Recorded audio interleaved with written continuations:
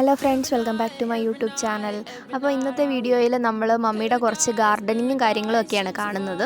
അപ്പം കുറച്ച് റോസാ ചെടികളുണ്ട്. അപ്പോൾ ആ റോസയുടെ കമ്പൊക്കെ ഉണങ്ങി നിൽക്കുമായിരുന്നു. അപ്പോൾ ഉണങ്ങിയ പൂവിൻ്റെ ഇതളുകളും അതെല്ലാം മമ്മി പറിച്ച് കളഞ്ഞുകൊണ്ടിരിക്കുകയായിരുന്നു.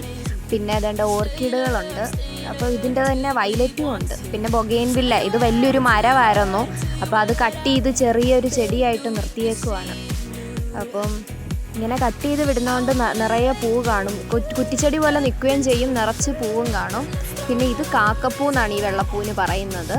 പിന്നെ ഈ പൂവിനെ പറ്റിയാണ് മെയിനായിട്ട് പറയാനായിട്ട് വന്നത്. ഇത് എല്ലാവരും കണ്ടിട്ടുണ്ടായിരിക്കും. ഇതിൻ്റെ റെഡ് ഇവിടെ നല്ല ചില്ലി റെഡായിട്ടുള്ള പൂവുണ്ട്.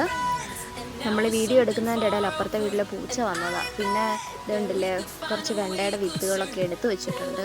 ഇനിയിപ്പോൾ അത് മഴ വരുമ്പോഴത്തേക്കിന് വേണം നടാൻ. അപ്പോൾ ഇന്നത്തെ വീഡിയോ ഇത്രയേ ഉള്ളൂ. എല്ലാവർക്കും ഇഷ്ടപ്പെട്ടെങ്കിൽ ലൈക്ക് ചെയ്യുക.